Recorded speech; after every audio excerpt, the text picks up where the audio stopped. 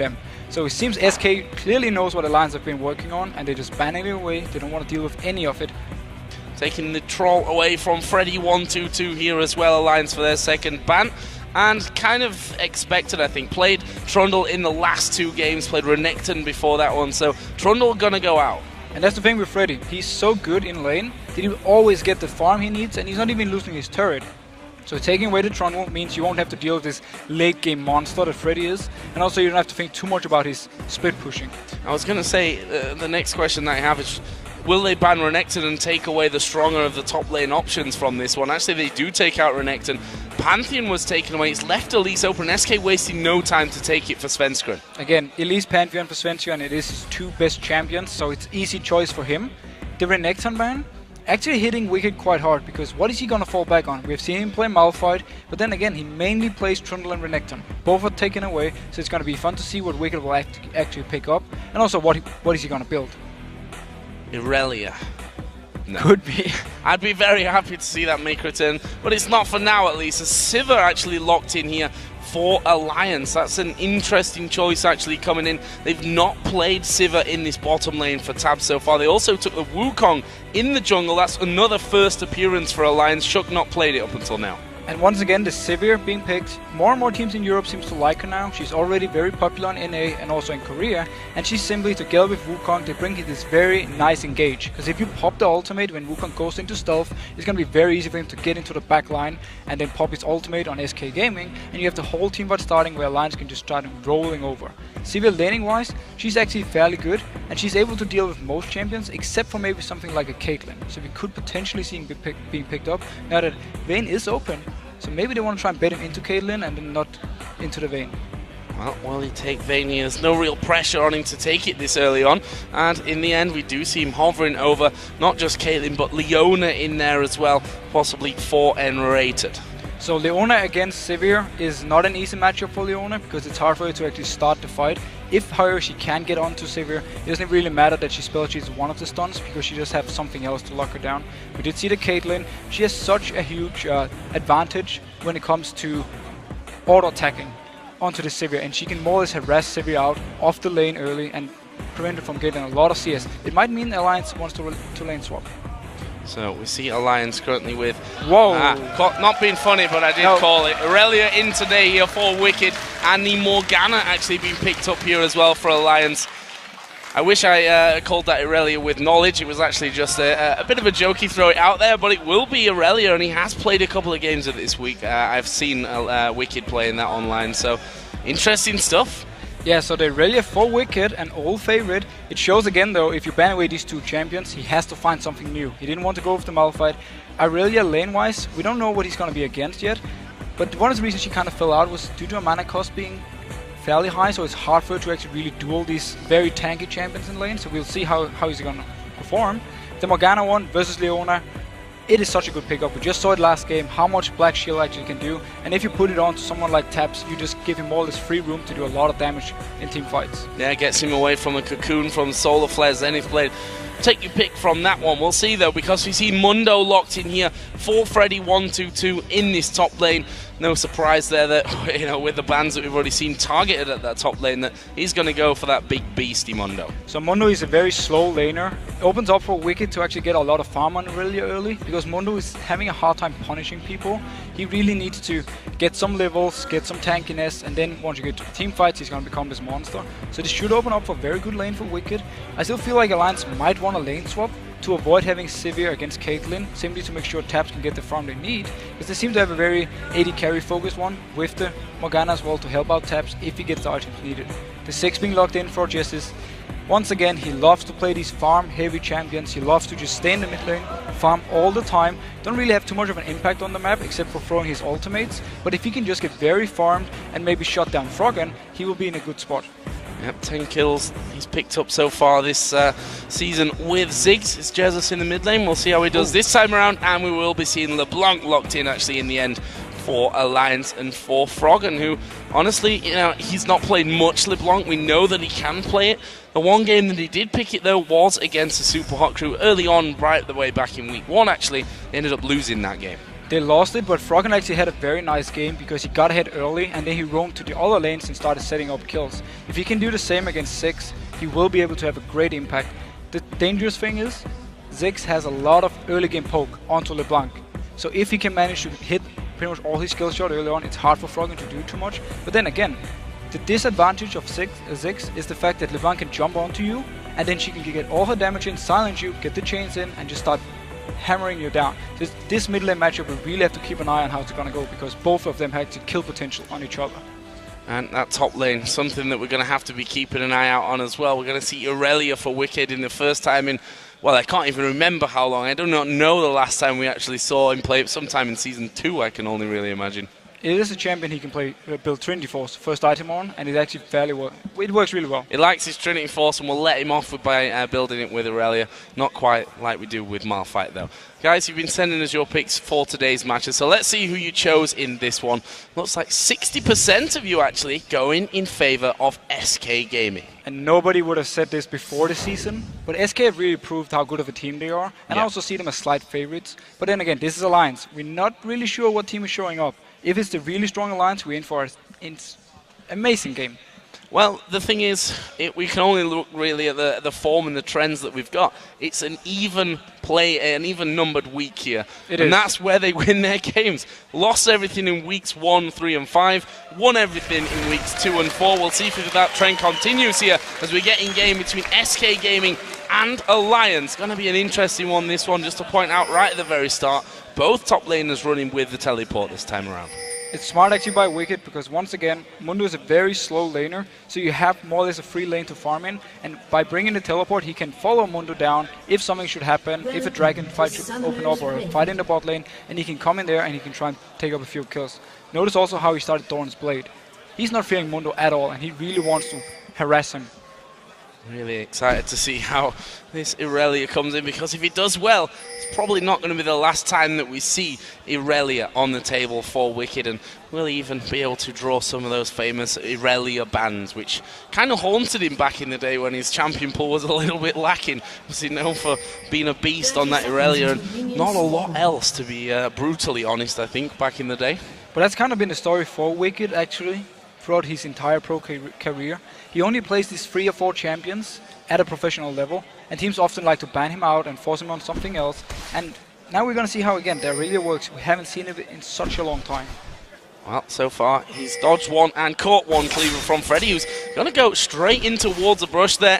Does a bit of damage, and another cleaver comes in, and Mundo walks away. Nothing really to be had in that top side of the map, but here are those wards coming down once again. We've seen them so often this time around. Svenskeren was ready for it, able to get it with the reset on the auto attack and take the ward out, put one of his own down. It's not doing too big of a difference, as the ward was only for 1 minute, and SK Gaming are just backing off anyway to their blue buff. So we do have a slight pause. We saw their Nif just leaving the game, so hopefully he shall be getting himself back in. He's just having a restart on his client, then we'll be able to get things back underway. And now he's playing that Morgana this time around, the first time that we've seen Alliance go in that direction. Exactly, and if he can manage to do like Mixa did in the last game, land all the black shields at the perfect times, he can make sure that Leona has no chance of ever engaging properly, and therefore give a big advantage to Alliance. And also, I think I just noticed is the fact that Jessis, he picked up barrier, so he wants to make sure that he can survive some of the upfront burst from Froggen, then try and hit him back and maybe get a kill on Froggen if he goes too aggressive. I also want to point out the fact that one thing we've constantly said about Alliance is they've seemed to lack a strong personality in terms of shot calling stuff. We also said that really about SK Gaming in the earlier stage of the season, but in the last 5 games, SK have been on a completely different level. They look like a new team compared to that early season SK. And everything more or less just worked for them. Everyone has stepped up their game, and the picks for them have been very smart, especially the Vayne pickup have given them quite a lot of wins, I would say, because it's been so hard for teams to deal with this. And then the tactic from SK, it might be simple, but it's working. And so far, teams haven't really caught up to it yet. They haven't made sure to have a counter strategy. So everything is just being working for SK, but it's just a matter of time, at least in my opinion, before we have a team actually noticing how SK plays, especially with how Svenskeren moves early game. He's always first going to bot lane, then he's going to top lane, and more or less ignoring the mid lane.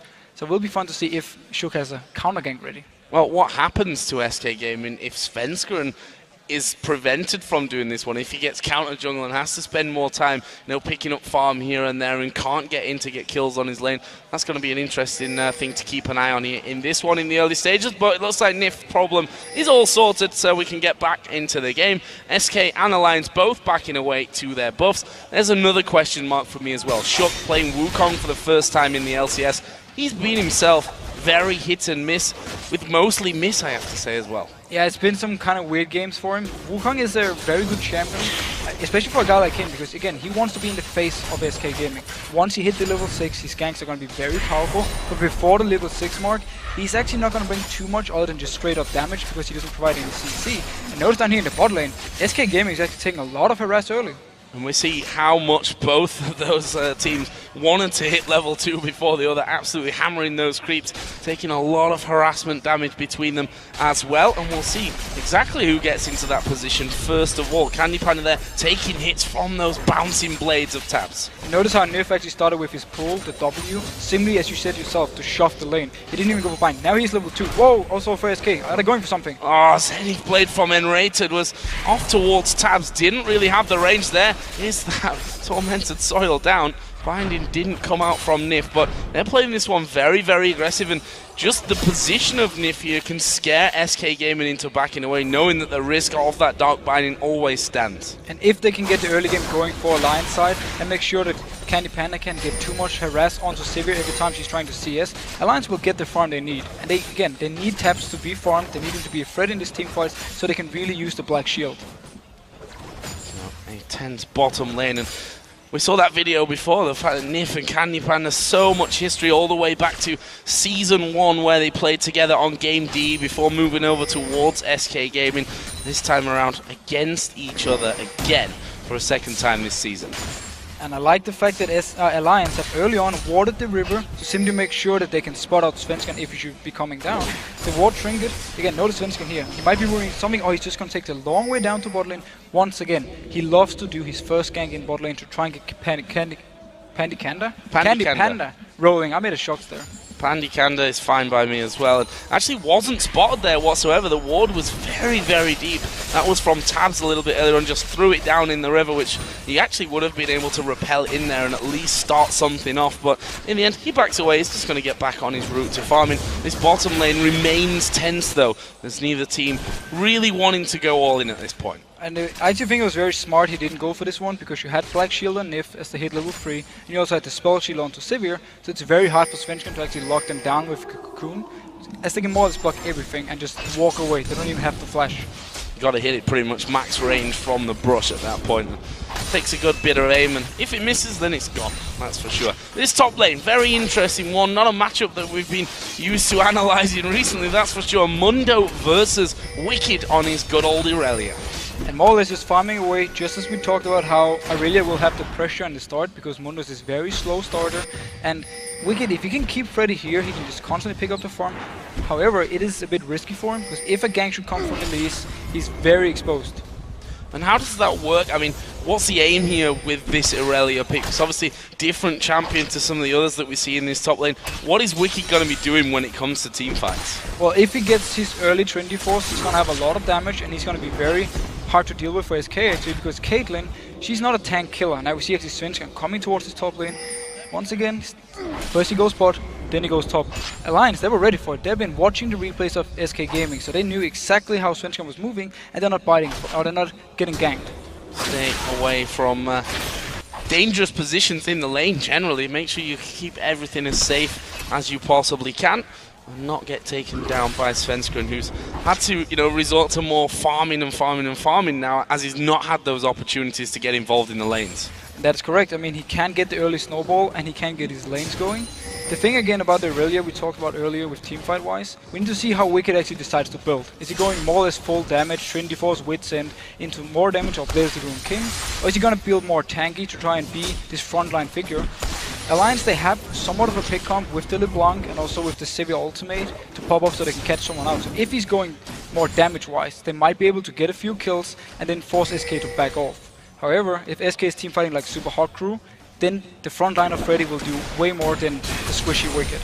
Yeah, and that's an interesting one because we've seen a lot of Wukongs going quite damage heavy in the build, even to the point where they've been destroyed in team fights because they weren't really tanky enough to stay alive in that one. So interested to see who goes tanky between Shook and Wicked from this one. But Alliance here, they're on the roam down towards this bottom lane. Jesus did start to come over as well, hanging around by red buff. But look at this, SK completely ready for that. Yeah, they are pinging them up. They saw them actually go in there due to the ward they have in the river bush. So they saw Froggen move in and they know, okay, they actually spot them going out as well. And now Shook moving behind Jesus. Can he try something? Well, he is going to be stealthed in. He doesn't have Cyclone, so even if he did get himself through that, he wouldn't have been able to really lock anyone up. And there's a little bit of a pause. Yeah, he would only be able to do some damage onto Jesus, but he would never have any chance of killing him. He would actually need Froggen to set it up with a chain and then jumping in. The wise thing for Shook though, return to the jungle, get you level 6, and then you can start focusing on ganking. Now, Candy Panda apparently just having to restart his client from this one, and hopefully, as before, we'll be quickly and safely back into the game. So I want to talk about farm here because we're 7 minutes and 10 into this game. Top lane 55 plays 56, the jungle 31 to 33, mid lane 61 to 57, and 54 to 57 between the AD carries. Very, very even start to this one. Very even, and for me, the interesting point is then the top lane, because you have this Dr. Mundo, you need to normally shut him down early, make sure he's not getting rolling, getting the items to be this very tanky monster. So for me, seeing how Wicked is actually going to do in teamfights with Aurelia is going to be such a key point, because if he's able to do more or less the same as Freddy, or even more, it's fine for Alliance to simply say, okay, both top laners, you just farm evenly, it's okay for us. However, if he's not able to have an impact in teamfights, Alliance is going to lose out big time on the fact that Freddy is getting all the farm he needs. So we talked earlier about which of them is going to go tanky. Which one would you prefer in there? I mean, for me at least, the Wukong that's going to be straight in there right at the start of a fight with that Cyclone needs to be able to withstand enough damage to get everything off. Yeah, I would say if Wukong goes something like a Black Cleaver and then builds tanky, it's going to be alright. Same goes for Wicked. If he goes Trinity Force, maybe Breath of Rune King, and then from there on goes tanky, it can be fine for Alliance as long as they win the early game and we actually saw all the damage from Wicked. But also look at his mana. As we talked about, the mana costs on his abilities are very high early on. Very high, and the problem is that Freddy just says, well, nice try, mate, but I'm just going to pop my ultimate and I've got full HP once again. So, interesting damage coming out there. Those Transcendent Blades, obviously, really easy to get the damage in there. We'll see how that one all continues. Meanwhile, blue buff was just picked up by Jesus from Svenskeren, just helping him out with that one. There's actually an ultimate from Jesus to keep that wave pushing up there and to keep himself going on the farm. The bottom lane actually of Alliance did just recall, so we're seeing the first items coming down there. BF Sword is what we'll see Tabs returning into lane with. And when Candy Panda goes back, he can pick up his own BF Sword and they're going to be so even. The damage-wise, again, it is hard for any of them to pick up any kills, especially because Black Shield will counter Leona, and also it's very hard for Nif to actually hit a binding and set up a fight. And then the damage on Sivir is not amazing. He really needs some items to really get the Boomerang Blade going, and he's actually going to bring more utility than straight up damage. Now Froggen has just got his blue buff there as well, as we saw. That puts them even on that front in the mid lane. So let's go and just get a ward over by a dragon as well. We've not seen any attempts on that whatsoever. I think simply because there's been no real advantage gained by either team. But Wicked going heavily on towards Freddy. But again, look at his mana bar. He's got nothing more to follow up with. And he's more or less just trying to harass to get the ultimate out of Freddy. So he's having a bit of a threat of killing him if we actually had some mana, or if Shook should come up and they want to try a dive or set something up. Shook is level 7 at the moment, so he has ultimate. We need to see if he's going to do something. Not seeing a Cyclone from him just yet, but that is certainly to come as we move forward in this one. There's Jesus. Was he going to go down? No, decides against it. Svenskeren was actually there. They've got a pink ward in the Tribush here, SK, as well, and we can see that they're sat quite heavily back on towards their own turret. So there is an opportunity for him to get at least to the Tribush before being spotted by the Brush Ward. Yeah, but again, as we talked about earlier, Spell Shield and Black Shield, it's very hard to set up any kind of gank. They actually need Alliance to more or less dive them down bot lane, and then Svenskeren can join in and maybe try and pick up a kill.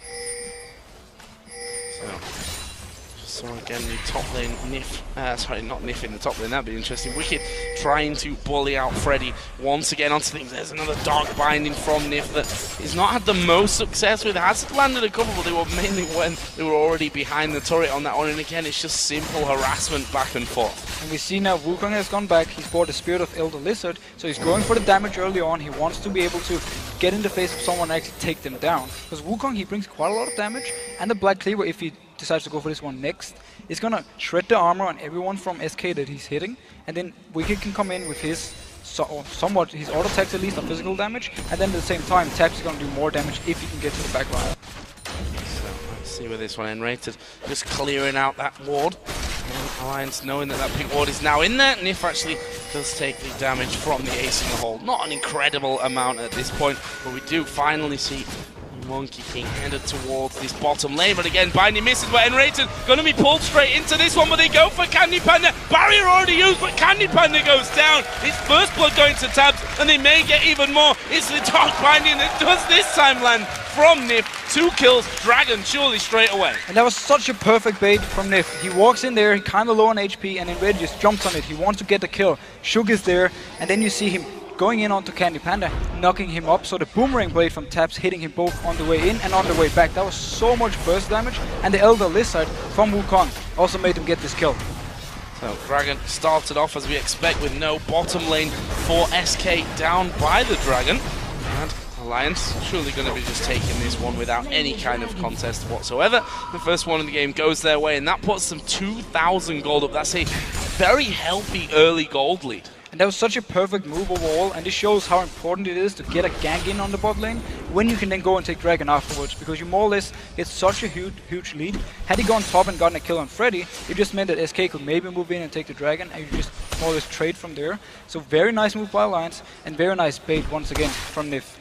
So looking at the CS in that top lane, we know that Wicked has thrown his full mana pool basically at Freddy a number of times now to try and bully him out of this lane. Not the easiest person to bully ever. It's 113 to 115 CS in that one, so Wicked slightly ahead. How much gold they're actually signing just shows you that they've not been willing to leave that lane. They obviously feel that they can't really kill each other at this point of things, especially with both of them on teleport rather than having something aggressively ignite in there, for example. They're going to have basically a full item when they come back into lane. More or less. I mean, where you can almost pick up the Trinity Force. See Svenskeren moving up here. He's spotted by a ward, and Shug is nearby. Well, they try and counter this one. Shug's actually already hit the recall, so he's not going to be involved whatsoever.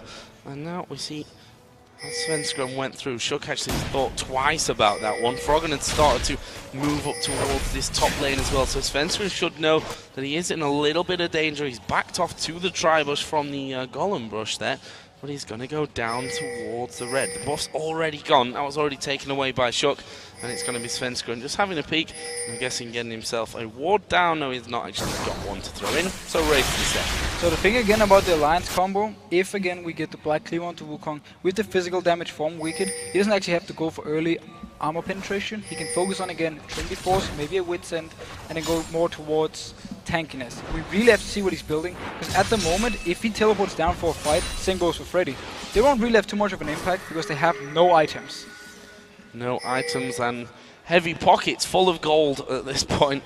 We'll see. I mean, 13.5 minutes. It's quite a while to be sat in lane, but again, they've not really been challenged by the junglers. There is that pink ward going to be spotted. Actually, Shug going to take a lot of damage from this one. Solar Flare goes down as well. There is the Black Shield coming in, and Rated gets the kill, and now he's going to be chased down, but here comes the rest of SK. Froggen comes around the back. Actually, he's going to take a lot of damage to back away, and now Nif is definitely a dead man. Jesus picks that one up. It's a 2-for-1. The jungler and support going down for Alliance. Just then Rated falls down for SK. That was a little bit too aggressive by Shug. He thought he could clear out the ward fairly safe, but they just instantly went from him. Now Wicked teleporting back and forcing Flash from Freddy. Teleporting in there with the Trinity Force. Went back home, bought the Trinity Force, teleports straight in, goes super aggressive onto Freddy, and now Freddy knows it's time to actually back off and pick up something with all that gold. A Randuin's Omen and a Kindle Gem.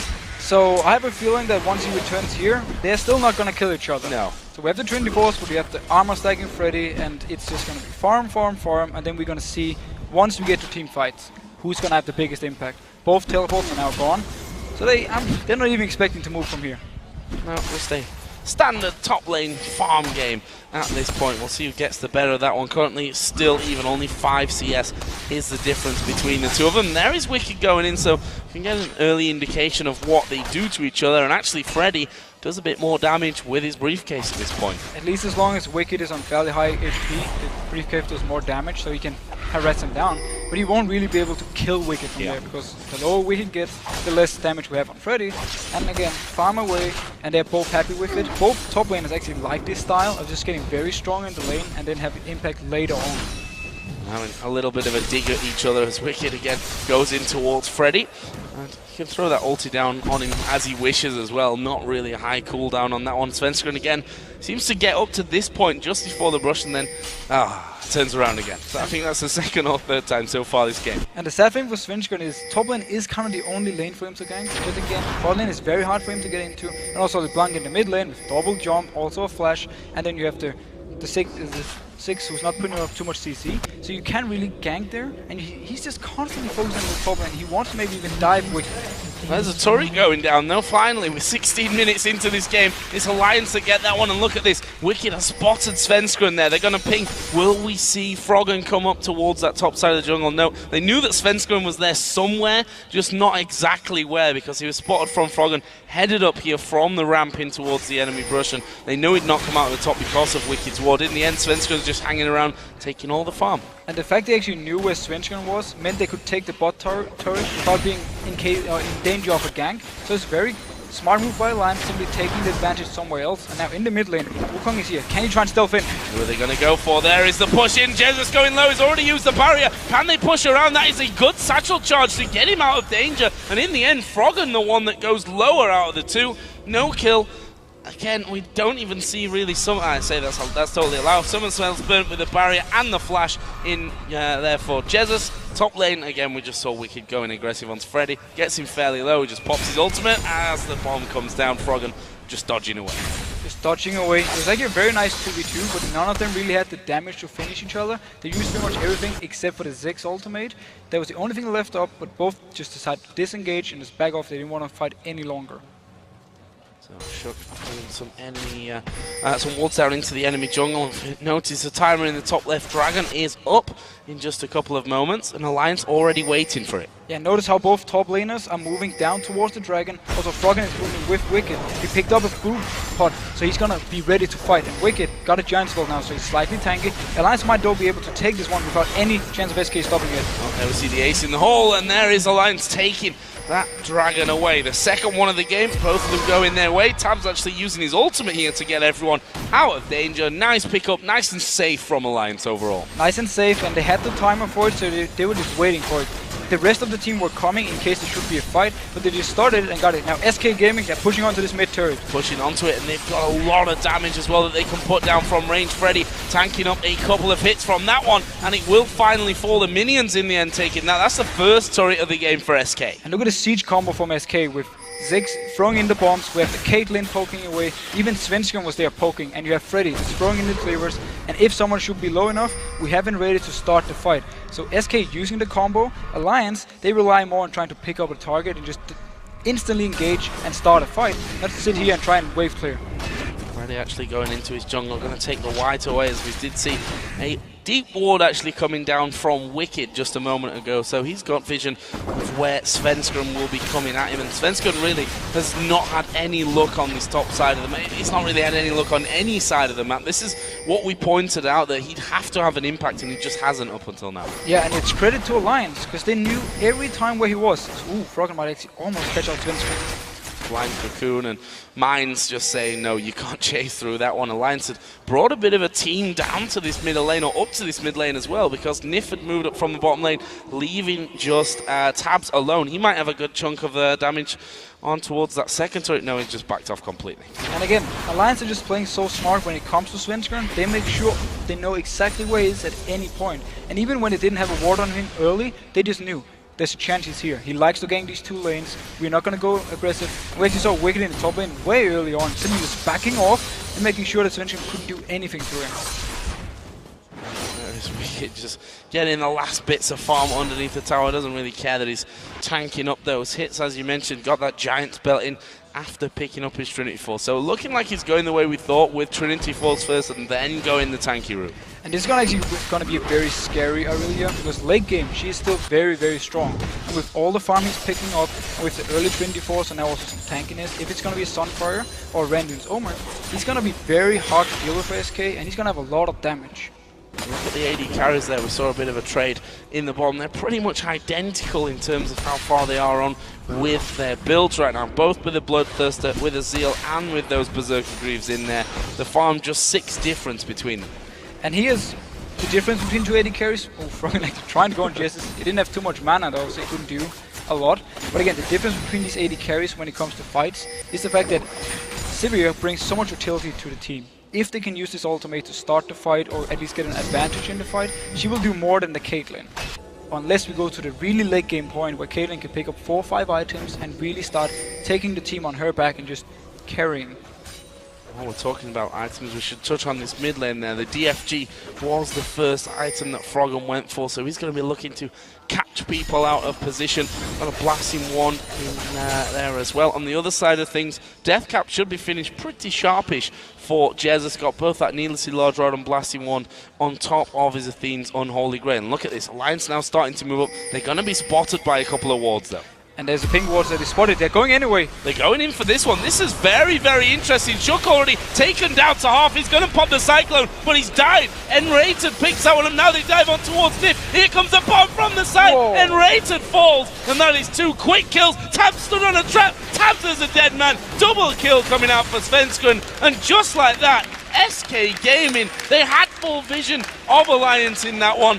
And it was a costly move from Alliance up through the jungle. No vision. They can maybe lose Baron for it as well. Now again, 3 members from Alliance, they were calling for Jessus. They wanted to kill him. Shook on the other hand, he decided to go for the rest of SK, and then they could just pick him up very easily, and Jessus survived because he managed to flash over the wall. And now, oh, Froggen come in. Can they try and stop this? And they go in Wicked's on the top side as well. Baron is very low, and there's a pickup. It's Svenskun that smites it down. A great move from SK Gaming overall. Vision of the enemy team coming through their own jungle. They got the kills from that. They turn it straight towards Baron. They've got a gold lead now slightly, but it's this Baron buff that's on them now for the next minutes that's surely going to cost Alliance. And it was simply a miscommunication mistake. Again, 3 members went on one target, a different member went on a completely different target and just got killed, and then the rest of SK could just go in there, take the kills, and then Taps stepping on the trap, so he also died, which meant SK could take a fairly safe Baron. Froggen tried to come in and stop it, but he couldn't really do anything. One thing that's impressed me as well about SK in the last 5 games where they've looked really strong is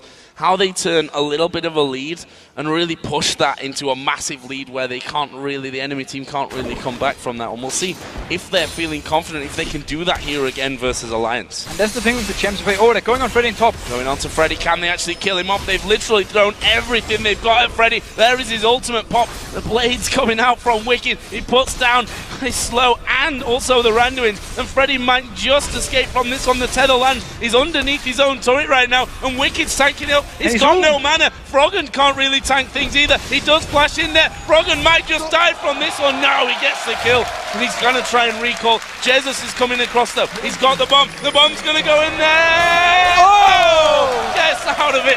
That was super close. But meanwhile on the map, bot lane, Candy Panda is taking the bot turret. He keep pushing up. The rest of SK is in the mid lane. Alliance invested so much time into killing Freddy that now SK is simply punishing them elsewhere on the map. That tower is down. I don't think Shook's going to be able to do anything. He's going to actually go in on towards Candy Panda. Needs to be careful though because the spider is just around the corner. That's a great net over. He goes on towards Shook. There's the ace in the hole and Shook goes down. So again, killing Freddy top lane cost SK Gaming Alliance 2 turns in bot, and it's not over yet. It's not over. Froggen going to get slowed and finished off there by Jessus. This TP coming in, I was going to say you might want to cancel that one out, Wicked. And in the end, they do decide to do that one. Here's the push in towards the inhibitor turret. Can they finish off? And this is such a difference in decision making and shot calling. SK is making every single right move at the moment. As soon as they spotted 2 people top, they just punish Alliance elsewhere, and now Alliance trying to come back in and stop it, and they just end up dying for it. First Shook goes in completely alone trying to kill Candy Panda, and he wasn't even close. That's the question that I asked just moments ago. Can SK do what they've done so well in these last games and push through with the advantage that they've built for themselves? It's going to grow even further. We can see that the gold lead was, I think after Baron, just 300 or 400 between them. After they finish off this Dragon, it becomes a whole lot worse for Alliance. And also, look at the champions from SK Gaming. This is what they do every single game. They have these very team fight based, late game based champions. So once they get a lead and they start goofing up, it is so hard for the enemy team to actually stop them due to having the farm needed on the right champions. And every single one from SK's side here is very strong in team fights and very hard to deal with. If they can keep this pressure going, if they can just move up here, try and take another inhib, it's going to be very hard for Alliance to do anything unless they can catch SK out, get a pick with the LeBlanc with DFG. It's not going to be Freddy though. And if we look down the items that the junglers have gone for, Svensson actually picked himself up the Riley's Crystal Scepter in there, so some damage on top of a bit of tankiness as well with that Giant's Belt in there. There's the ace in the hole actually flying through and landing on towards Nif and SK. Not messing around here. In fact, we do see Enrater taking a lot of damage. There is the Solar Flare coming out, and they're going to keep pushing from this one. Double kill actually coming down, and it's all a little bit messy this time around. As Svensson doing the damage to Tabs. Can he finish him off? Is he going to fall? He's super low. Smites the minion. He doesn't fall in the end, and actually that will be a 3-0, a messy affair. Just as we sit here and praise SK Gaming for doing very few mistakes, they actually do the big mistake. Freddy wasn't there, he didn't have teleport. Alliance, a bit like we talked about, they need to catch them out when they're not together. They managed to do this, they managed to get the engage on, and Wicked, he was a beast. He took a double kill, and they couldn't deal with him. He had so much damage, and he got actually into the backline of SK. So where do Alliance go from this one? Let's bring them back somewhat in things. Wicked now 2-0-2 on that Irelia. And we can say that, you know, between them, they've both got, and talking about between him and Shoku, definitely went the damage. But let's forget that, because that fight is here once again. Again, it's actually a dark binding by Nif starting everything, and they don't care if it's invaded. They just want to fight, because Freddy's stuck in this top lane. And look at Wicked here. Look at the damage he's doing off the Candy Panda. Dashing into him once again, popping the Randuins, and picking up the kill. And from here on, the damage from SK Gaming is more or less gone, because Jesus, he's forced to jump out due to, again, Nif. He's the one who starts the fight, then he goes in, pops the ultimate to zone out Jesus, which means free damage for the rest of Alliance. And Freddy, he was just trying to run down and join the fight, but it was too late. I think SK have said, you know what guys, we messed that one up, so let's do it differently this time. They need to be careful because their AD carry is not there with them. He's got a lot of damage at this point, but we still see that Alliance, if they don't feel, you know, in a good position to do anything, they're not going to fight. Wicked's actually going for the top turret. He does have teleport to come into the fight, and this inhibitor turret is being taken quickly. There is Wicked coming in. And now they're going for the fight. Super ultimate is popped. There is the repel though. Who are they going to go for? Svensson. There's a Cyclone coming down. It's great damage coming in. Jesus at half HP. Niffer's going to fall before his ulti procs, and there's a great Solar Flare to the back. The Zenith Blade takes him through. Froggen picking them off at the backside though. He falls down to the bomb, and that will be a 3-for-2 in the end. Double kill for Froggen before he went down. Who's going to win this one though? Are they going to keep chasing things up? They've got Tabs in there, but both Shock and Wicked pretty low. Freddy and Enrater, the only two men left alive. I'm not sure they can stop them hammering away on this tower. And this wasn't even an ideal engage from Alliance, because Wicked, he had to teleport to the turret. There was nothing behind he could teleport to. The rest of Alliance with Shug and Froggen were ready to come in from the side and try and flank around and start the whole fight. But due to Wicked coming in there, they had to rely on Nif hitting the binding, and he did. Straight onto Svensson, he was tanking the turret, and they forced him to repel instantly, more or less, as the fight started. So when he came down, they could just kill him, and it was more or less a 5 versus 4 in favor of Alliance. 25 seconds till Baron comes up as well. SK, of course, did take it last time after a very decisive move as well, you know, picking up a few kills and just moving straight in there to take that one down. This time around, it's going to be different. The last two fights have not been ideal for them. Will that scare them away from Baron? SK just need to keep the confidence though, because they are such a strong team fighting lineup and a team fighting team. If they just don't get caught out by the bind from Nif, they will actually have a very good shot at winning the fight. Because again, if you look at both Wicked and Shook, they have some damage, they have some tankiness, but they're not really like full damage or full tank, so they should be able to deal with them. The Guardian Angel just picked up on Wicked is going to make it a lot harder though to shut down Aurelia. where do they focus? Will they go for that Irelia, or will they let him wreak havoc? It's a tough call to make, I think. Either way, they want to pop that GA and make it a little bit easier. Next time around, we did see that the Elixir has been popped there for Candy Panda as well, so they're going in with the most that they can do, going for maximum damage in this next fight. And Candy Panda really needs to be careful here, because there's so many members of Alliance who wants to jump onto him. The only one more or less not touching him is Nif and Taps, but the rest just want to pile onto Candy Panda. He has no Gun Angel, he has no QSS to actually stop anything from going to him, so he really needs to be careful. I was going to say the death rush there was there from SK. Actually, alternate Alliance going to go for this one. Shooks dived into the middle, and he's actually doing a ton of damage. Candy Panda might fall without doing anything, and he will fall. There is Nif going to lock up Enrayton as well, but for now it's 1-for-1. Here comes Froggen though. He's onto the tankiest member of the team. The rest of them join in. There is Wicked diving right to the front. Jezza's trying to keep them away. Froggen actually getting knocked up somewhat and has to go back a little. That's still 1-for-1. Tabs was not really anywhere near that fight. He pushed down middle, trying to get anything on towards Jesus. And they don't even need Taps except for the ultimate, because once he pops it, it's so easy for the rest of Alliance to get onto Candy Panda. This time around, two members came to him, and they managed to take him down. He almost got him. Oh, they're going again. Oh, Svenskeren, I didn't even really try to dodge that Dark Bind in there, landing straight onto him, but look at this. Teleport from Freddy. There's no vision currently out. That's now a lie, because Nif's put a ward over the back. SK putting wards into the backside as well. Baron is started. And Wicked is far away. He's running now from the base. It's only 4 members from Alliance here to try and stop it. There's no on the hunt, so they have to just go in and fight this one. Jesus does have his bomb up, and that's pretty much all he's going to get off from this one. No, he's not even going to get that down. Froggen dives in there, pops him. Now Alliance have the advantage in terms of members. In fact, they're going to go forward from this one. Good slows and cocoons, though, will stop them going in. Will Alliance go for Baron? Even just to bring SK out. There's the ace in the hole. Going to go through on towards Nif. Freddy caught out. Meanwhile, you can see there in the bottom left that they're going for the inhibitor. Freddy is going to fall down, and we see Alliance diving straight in here. That's 2 kills. This is going to be 3 as well. Shock picks up another one. It was a double kill coming down for Tad. Alliance get the kills, turn around. This Baron is there. No one is around now to stop it. And that was such a risky Baron call from SK in the first place. Candy Panda, he was dead. He respawned and was running to them when they actually already started the Baron. He wasn't there to join. They wanted to force Alliance to go to Baron and then maybe lose the inhib to minions. It didn't work for them. The Wukong pick from Shook has been doing so much work. Every time he's managing to land his ultimate on multiple people from SK Gaming, they just come in there, pile up with Sivir, with LeBlanc, and with Wicked, and they just get all the kills they need. And now the Baron. Baron going their way, swings the gold in their favor. Not only that, Wicked's GA wasn't even taken out in that fight. He is still so very scary for the next one as well. And notice how Sugar's picked up a Banshee.